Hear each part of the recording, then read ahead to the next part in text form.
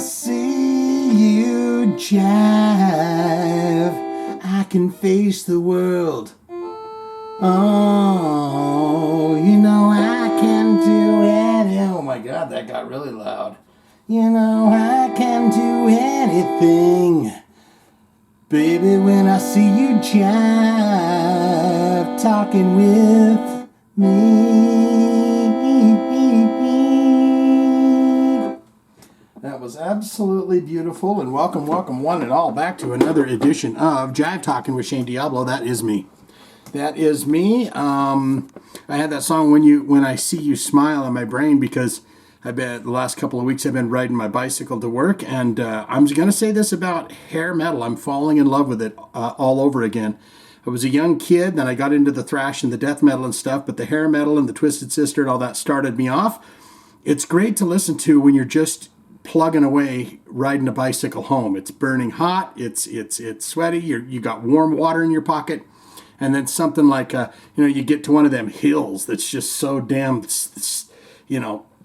steep, and you're trying to go up it, and then you hear this song, "When I see you smile," and you're just so happy that you've got another half mile to go uphill like that. But welcome one and all. We've got your comments here. Who's this little fella? This is Kirk Hamlet. He's got a ham and eggs. Kirk, they call him Kirkinator and Kirk Ham and eggs. He's this guy is the lead guitar player for Metallica, the biggest heavy metal band in the world. And I wanted to see, I'm a huge fan of horror movies, and so is Kirk Hammett, and it says that he's done something with Creepshow. That's the Stephen King movies. If you haven't seen the Creepshow movies, there's 2 of them, you'd love them. And then I think they did is this an animated series? Let's find out. Metallica's Kirk Hammett writes afterword to Creepshow from Script to Scream book. So he just did like the foreword or whatever. Titan Books has partnered with the newly launched AMC Networks, publishing on Shudder's Creepshow from Script to Scream, an official behind-the-scenes book featuring the spine-tingling stories that tantalizingly talent behind Creepshow, the hit anthology series. Yes, that's right. Greg Nicotero from The Walking Dead produced a version of that. And that's right, I have seen 1 or 2 of those. I really like the movies. Fun little nugget for you in the original, the original Creepshow. The dad that's abusive daddy and the little kid that's up there with the voodoo doll, that is Stephen King's son. What's his name? Paul Hogan? I can't remember, but what does it say here? Featuring a foreword. Okay, yeah, so a legendary storyteller, Stephen King, and an afterword by horror aficionado, Kirk Hamlet.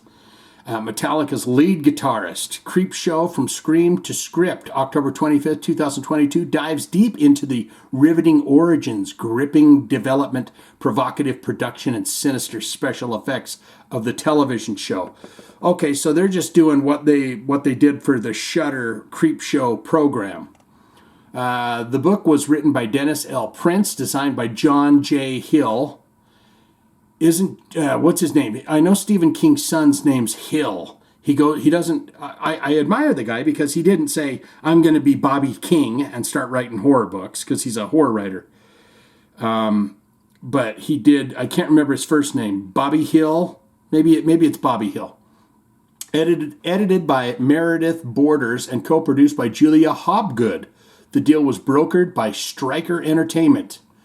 This is Nicotero. I grew up wearing down my fingertips, paging through books on the making of my favorite movies. Like Fangoria magazine would have been then one of them that showed you the ins and the outs of the horror movies. I was ravenous to learn the behind-the-scenes secrets, so I'm excited to be able to present a glimpse behind the making of this epic show. And it is pretty good as far as I can remember. The book also features all new comic art. Jesus, what's your problem, dude? Jeez.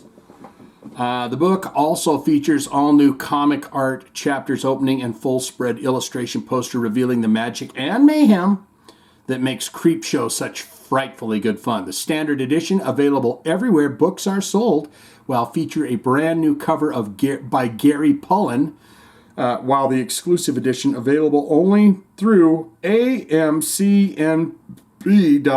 What the hell is that? amcmp.com will feature a cover by Son Julian. If you didn't have enough information on this, you're going to get some more. This jam-packed behind-the-scenes Creepshow book is perfect for fans of the show, as well as anyone passionate about horror entertainment and aspiring filmmakers and effects artists, said Mike Zagari, head of AMC Network Publishing. The collaboration between Greg Nicotero, the Creepshow series cast and crew, which are overseen by Monster Agency Production, Stephen King, Kirk Hammett, the George A. Romero Foundation, and many other talented individuals, exceeded all our expectations. Well, that's good, big corporate company. We're happy that everyone exceeded your expectations, and you think it's excellent. Creepshow has been heralded as an irresistibly macabre package, Slant Magazine, and an undeniable love letter to all generations of horror fans, CBR. And over 3 seasons has been one of the most watched programs on Shudder. We talked about Shudder because they're going to have the Gore documentary on there. And now I feel like I need to get it back, but I did cancel it. And it wasn't because it wasn't good. It was just that I found myself, I've told you guys I watch a lot of reality TV. The glass blowing people, I watch that. Blown Away on Netflix, I watch that. I watch Alone, where they go camping on their... I watch Amazing Race and Survivor and just all of that stuff. Don't ask me why. I don't have a good answer. While the book focuses on the television show, it also contains imagery and anecdotes from the original Creepshow film. Remember the story in Creepshow? Its anthology is basically where they take many stories and put it together to make a movie. And if you haven't seen Creepshow, the great story is Father's Day. There's a lot of great stories in there. Whatever there was, The Beast in the Box or whatever. But I like, where's my cake, Medelia? Where's my cake? He comes back from the grave because he wants a cake, this guy. Celebrates its 40th anniversary this November. I thought we might get a couple of words from Kirk here, but he's a busy man. He's a busy making all sorts of money and enjoying his rock and roll lifestyle. I saw this. I wanted to take a peek-see at it. We do have a Mudvayne. Whitebread was talking about a Mudvayne video. So coming up, we've got one about where we learn the words to Dig, their song Dig, and he was saying that the guy was grabbing everybody's hands and hugging them and giving them a good time. But I saw this. This is Chad Gray fell off the stage during their song Not Falling. So I wanted to read a little bit about this and then watch that if we could. Mudvayne singer Chad Gray fell off the stage while performing the song Not Falling during the band's concert in Tampa, Florida, Tuesday night, July 26th. Fan film video, this incident, shows the 50-year-old Gray taking a tumble while singing the 8th song of Mudvayne's set at a mid-Florida credit union amphitheater. The acoustics in a credit union amphitheater is just undeniable. As part of the group's co-headlining U.S. tour with Rob Zombie, dubbed Freaks on Parade, to his credit, he continues singing the rest of the verse as a roadie rushes in to check on him and is apparently reassured that the vocalist suffered no injuries in the process. He seems to be a lot healthier than, say, Vince Neil, who likes to fall down chutes all the time. I'm interested in seeing this tour, though, if it pops by my town, because it's Rob Zombie, Static X, Powerman 5000, and Mudvayne, and I've never seen any of those bands but Rob Zombie. Mudvayne formed in 1996 and has sold over 6 million records worldwide, earning gold certifications for 3 albums, LD50, The End of All Things to Come, and Lost and Found. The band is known for its sonic experimentation, innovative album art, face and body paint, masks, and uniforms. Mudvayne is Chad Gray, Greg Trevitt, Matthew McDonough,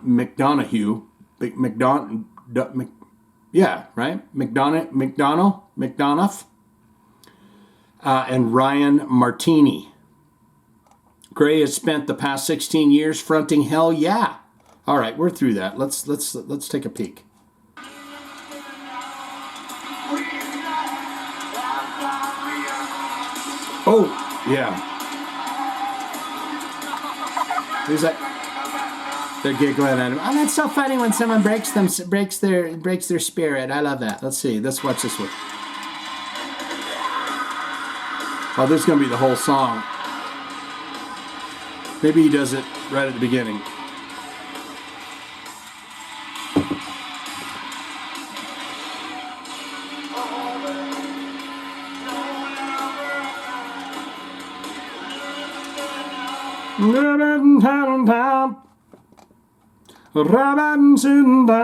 Let's see. Let's watch that again. One more time here on this one.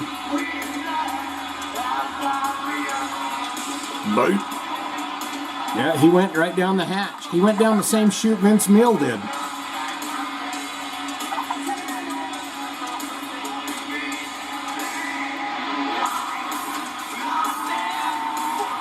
And they're like, thank goodness. Everyone, see, they're playing the rock song where everyone should be screaming and yelling. They don't do that. They stay nice and fairly silent. Then he falls down the chute. And then they go, is he dead? And it's silent. And then as soon as he pops up and keeps singing, then everyone cheers. Cheer during the songs, I would say. Do you know this guy, Buckethead? I like that they call it ex-Guns N' Roses guitarist, Buckethead. He's done a hell of a lot of shit before he was in Guns N' Roses, I'll tell you that. But it says here I wanted to get into this. Now that's not Michael Myers, some kind of a hippie Michael Myers that does mukbang videos, you know. It's Buckethead. He's got the KFC bucket, and he's an amazing guitar player. It says ex-Guns N' Roses guitarist Buckethead says 10 of his most important guitars have been stolen. That's right. Thievery, people. Thievery. Let's find out what happens here. Former Guns N' Roses guitarist Brian Buckethead Carroll. Did we know that his name was Brian Carroll? Is this an exclusive? Who was in the band between 2000 and 2004. See, that's not his whole career. Guns N' Roses, ex-Guns N' Roses guitarist. That's 4 years he was in the band. Says the 10 of his personal guitars have been stolen. The eccentric musician who wears a fried chicken bucket on his noggin and talks only through a hand puppet revealed the theft. Did he reveal the theft with the hand puppet? In a post on his website earlier this week. 10 of the most important guitars. Now, let's pretend this is the puppet talking. 10 of the most important guitars of my life were stolen, he wrote. It's a tremendous loss. I'll never really be able to replace them, but I'm looking for anyone who knows of any instrument that comes close to these. Hopefully, someone can help out. I'm trying to get 2 studio Gibson Les Pauls. Please contact service@bucketheadpikes.com. Thank you. Well, the first thing you want to do, and I am not a officially licensed private investigator or anything, is you want to start feeling out the people that would have been around the area, would have been around the guitars, would have had access to them. 9 out of 10 times you'll find out it's family or friends that you thought was a friend or something, and then they go ahead and rip you off. A year and a half ago, Guns N' Roses guitarist Richard Fortus, maybe Richard Fortus stole them, talked about how awesome Buckethead's 10 guitars were and he wanted them so bad. No, he didn't say that. Talked about what it was like to work with Buckethead for a couple of years in the early 2000s. And when you're good friends with Buckethead, you can call him Bucket. So that's what Richard Fortus is going to say here. Bucket is very musical, but I think a lot of guys like that. Phenomenal. Prodigious talent. They're not necessarily. I think Bucket's music is great. Fortis said, "Oh, is he throwing shade? What he does on his own, he's out there.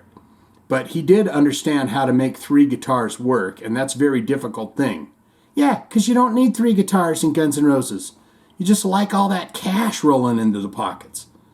Guns N' Roses have the cash to pay 3 or 4 or 5 guitar players." And he would lay out and just stand there and be weird and buckety. And then we would come in on the choruses. And it would be huge. He got that. He understood that. He's a phenomenal talent. But there's always a buts in there. And he's an amazing talent. But the thing is, socially, guys like Bucket spend so much time in their bedroom practicing that they don't really. It's just different for them socially.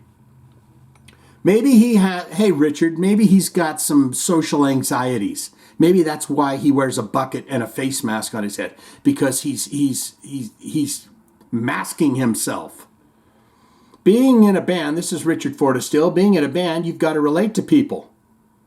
And I think Bucket struggled with that. I always got along with him, but I think he really had a rough time with that. Oh, yeah? Well, you're just the Judge Judy, aren't you, Richard? You just know everything that's going on. Let's go over here. Pop Evil. This lady said she had to work a job during the pandemic. I thought Pop Evil was like a huge, I guess, pop evil band, pop rock, pop metal band, and the drummer's got to go work a job during the pandemic. Pop Evil drummer opens up about having to work other jobs during pandemic. I found myself becoming sad or angry or lost. I hope she didn't start an OnlyFans. Not that that's a bad thing. I'm just saying, In a new interview with the Brutality Speaking podcast, Pop Evil drummer Haley Kramer spoke about how she dealt with not being able to play music with her bandmates during the first year and a half of the coronavirus pandemic. She said, as transcribed by the blabbing mouth, "It's a really scary thing. I sat there and I was like, I don't have a plan B.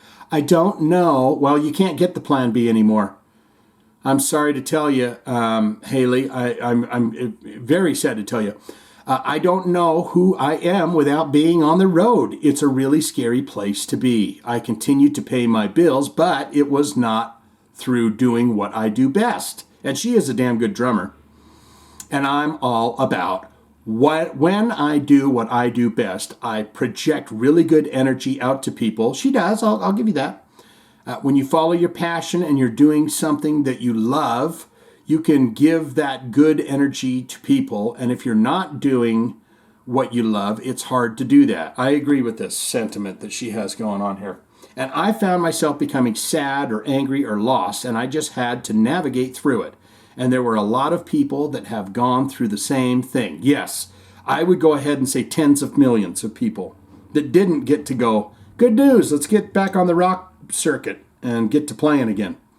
Everything you work for your whole life and you've trained for.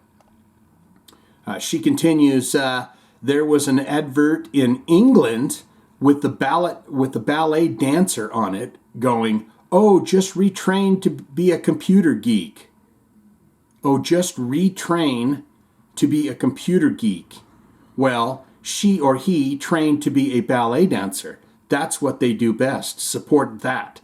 They're going to give good to the world by doing that. I don't know. I've never seen a ballerina performance. Get in the comments and tell me if you've went to a ballet performance and thought it was amazing. I'm not knocking it. I'm just saying I've never had the opportunity or the will or desire or want or anything to go see a ballet show, but like the Nutcracker, that would be ballet, wouldn't it? They're not going to give good to the world by sitting behind a computer. They might. What if they come up with a really wicked ballet dancing website or something? It was just ridiculous. So yeah, anyone who's kind of gone through that is coming through the other side. Props. Because it's weird, it's hard. Well, I thought she was going to say something about the jobs that she had. Like, she's like, I was a stonemason for a few months, then I got fired. Did a bit of roofing, then I got fired. It was so hot up there on the roof. So I quit that job. And then they called up and said, time to rock. Being in a rock band, you have to tour so much. Oh, who's this? He continues. Is that a typo? It should be she continues. There's no MTV or no TV exposure that breaks you overnight. You literally have to put the years in and just play for as many people as you can. Yes, I agree. So I think for a lot of us in the band, we really took the time to kind of just take a deep breath and go, okay, wow, we don't have to tour. And obviously the first few months of COVID, we were really hoping that, okay, we'll be back by spring. We'll be back by summer. So right around summertime, we were finally like, okay, WTF? This is going to be a whole year off. And then once you got over the terror and the shock and that we're not going to make any money, our touring monthly keeps the lights on. The touring monthly, I want to know what that is. Our touring monthly keeps the lights on. So the fact that we weren't going to tour was devastating. And for our band, the other band members had to get jobs. There wasn't no writing and creativity. They had to make money to live because who is this person? Is this the guy that writes the songs that goes, I was comfortable as hell, but I only give them a percentage. So they were screwed and they had to go get jobs. She was doing what, Betty June was digging ditches and Harvey was over there washing pans. We're going to get into one more thing here that I wanted to investigate because it's breaking news. This popped up this morning. While you're watching this on Saturday, I'm recording this on Thursday. It popped up that is Tommy Lee using drum tracks, fake drum tracks at their live shows. And there's a performance here of Looks That Kill in Kansas City, Missouri, 7/19/22, where they allege that Tommy Long Dong Silver Lee is not playing the drums, or he's faking it. This is the drum tech, and he jumps up there to do some adjustments for Mr. Lee. And let's see what happens. Okay, there's Tommy, and then he's doing something.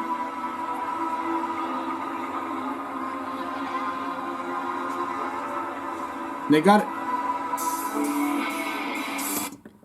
Okay, yeah. He was not even seated behind the drums when that went off.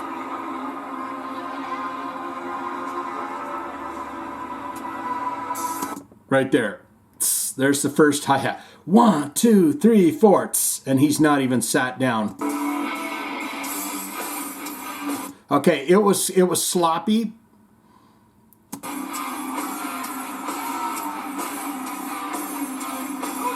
Let's see.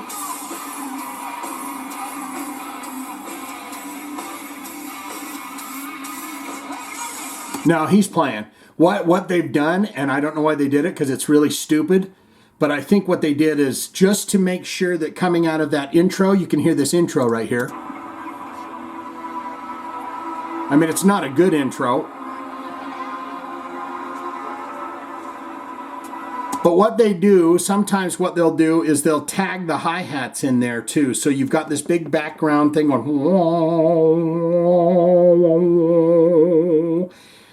and they'll put the so he could just go welcome back because if he comes in at the wrong time before that intro is complete, it's going to goof everybody else up. They're playing with in-ear monitors. It's probably a click track.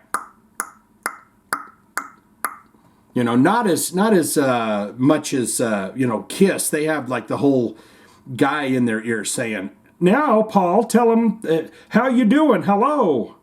And they got all of that looped in there, but a lot of bands, the majority of bands, the majority of major acts, or the majority of big bands, they'll have the in-ear monitor that feeds them the bass, the guitar, the vocals, and everything. They can get a good in-ear monitor sound, but it'll also have a click, so they're all on time. So what they've just done there, it looks to me, is they just tagged the 4 hi-hat hits. And he just came in just a stitch, maybe too early. Because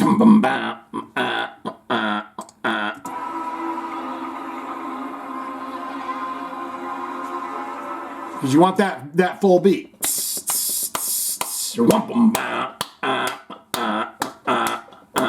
And he went. So he just kind of comes in.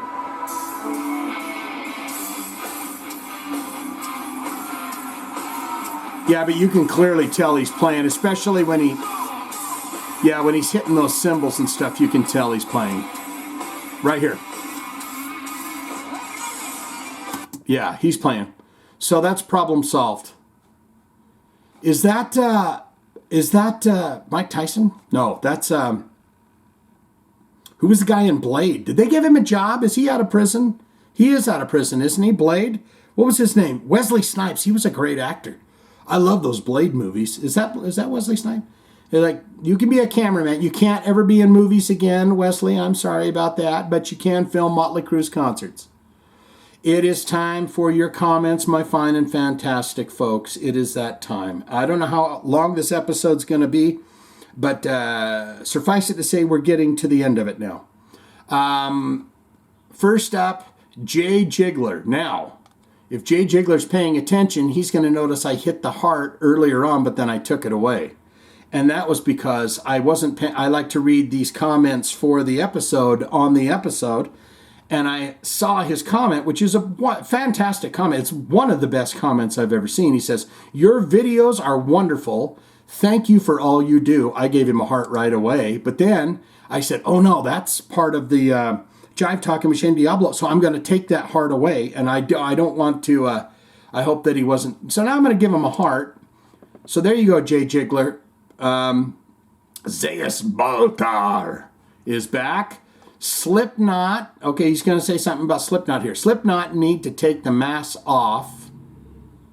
But can they do what Kiss did in 1983, which is successfully reinvent themselves? Probably not. I might be right with you. If you take away all those masks and stuff, they might not have the same kind of oomph that they do now.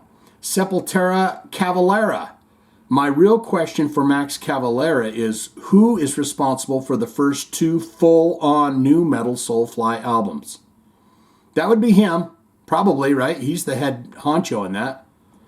And then Zayas here's got something about Ripper Owens. I like how the article really stretches the truth as to the public reception to the Owens Priest albums. I think Owens has exceeded his welcome with the metal community.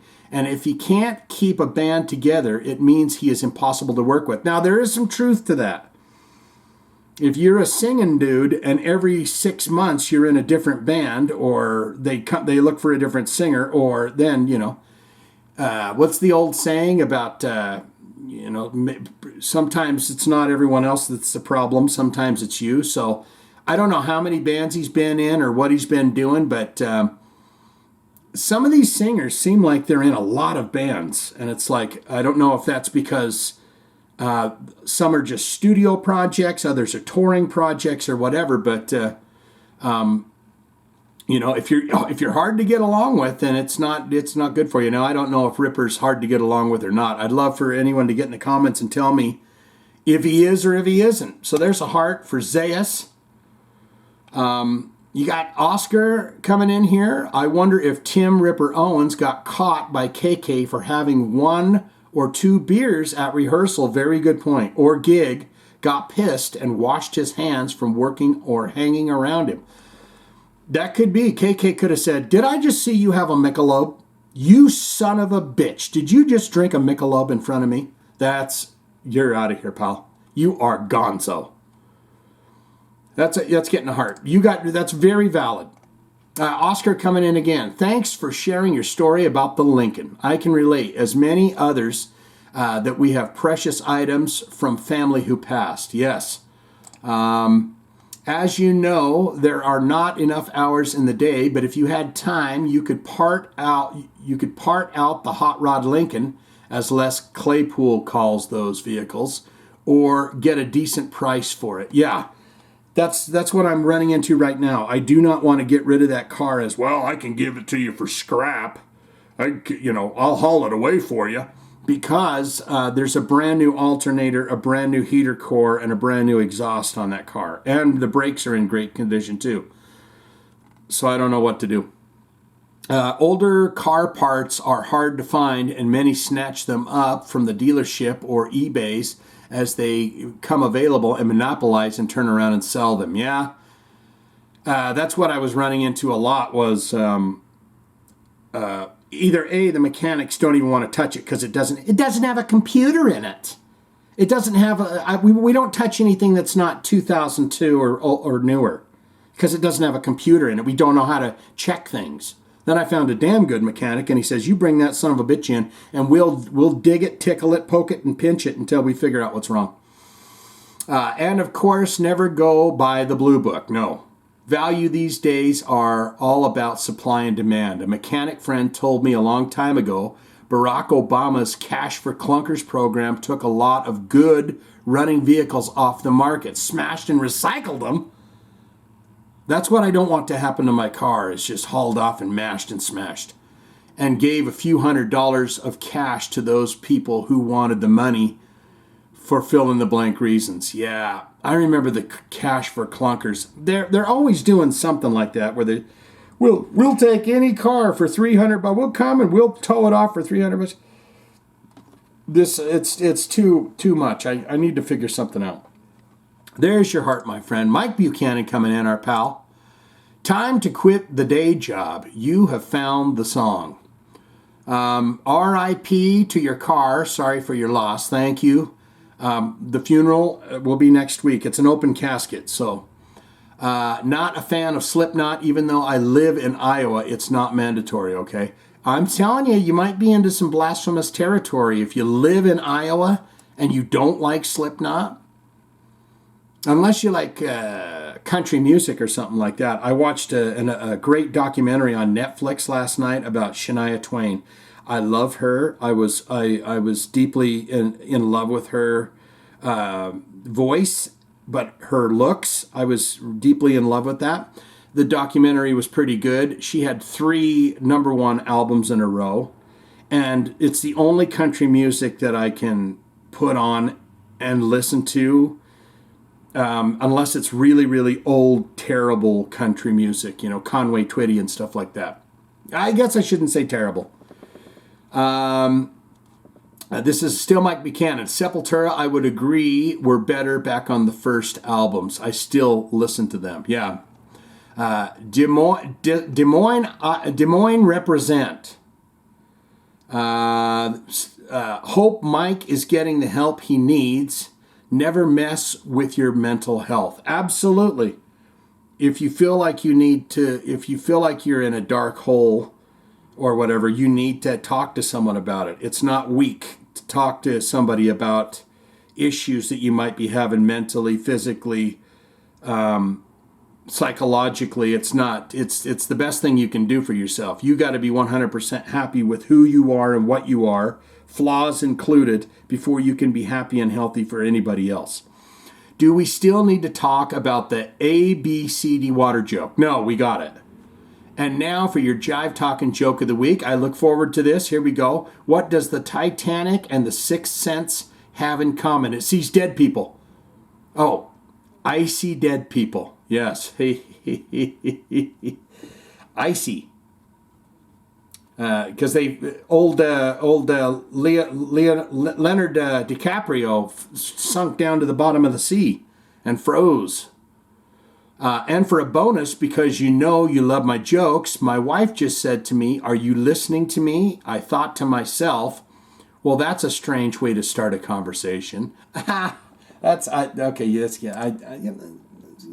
You're getting the thumb too. You're getting the thumb straight up the caboose. There you go. Steve Sweeney, our pal, coming in here. Loves Saturday with coffee and some Jive Talkin rock news. R.I.P. LTC.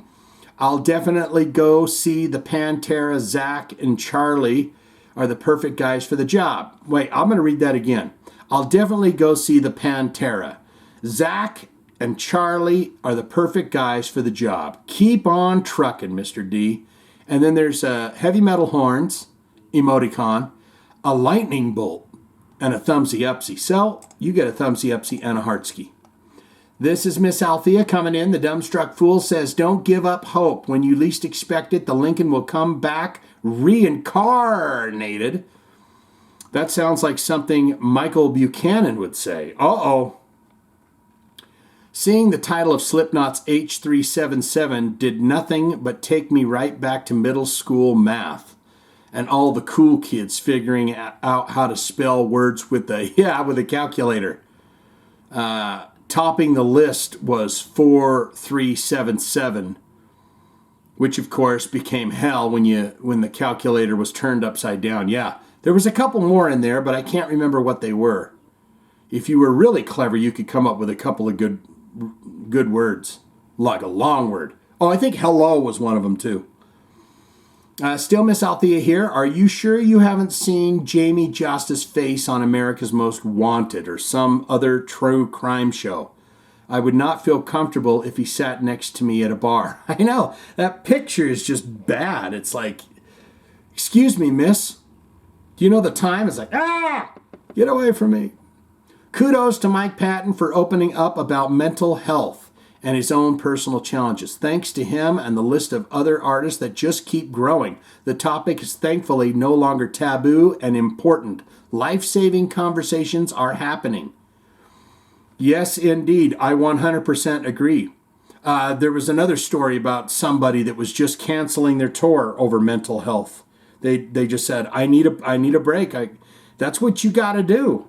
If you can cancel a tour because you got smoke in your lungs from a flare, which apparently, Iron Maiden, we did that video autopsy on Iron Maiden. Apparently, our pal Todd Latour says that in Greece, that's what they do. Because we saw the flares go up, and then we saw 1, 2, 3, 4, 5 of those flares in the audience. That wasn't just an incident. That seemed, and Todd Latour, I don't know if he's from Greece or not, but he says that's what they do. So there you have that. One more from Miss Althea here. It took me about an hour to get to Mike B's alphabet water joke. Dude's got Stephen Wright level cerebral comedy skills, man. Yeah, what was Stephen Wright's joke about? I got a tattoo of myself, but I got a life-size tattoo of myself, but it's one size too big. Which means it wouldn't be on him at all, right? I don't know. The guy was crazy. I loved Stephen Wright back in the day. So there's your heart, Miss Althea. And then Jolly Jake coming in here. Skull, Brave Lincoln, onward to Carhalla with ye. Oh, that is wonderful. Carhalla. I love that. Okay, hearts all around. Everybody, it is that time. We are done here. We are done. Stay well, be good, be kind, be courteous, be cool, be calm, be collected. Take care of yourself, take care of your friends, take care of your family, take care of everything. Take care of business like old Elvis Presley used to do. Before he died eating that, what was he, in the toilet? He felt he was eating a peanut butter and banana sandwich on the toilet and died. Let's get out of here.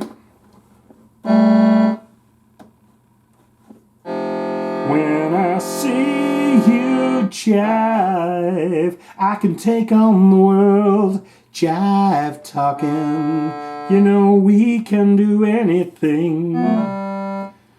When I see you jive, I can dream again. Oh, you make my Saturdays bright.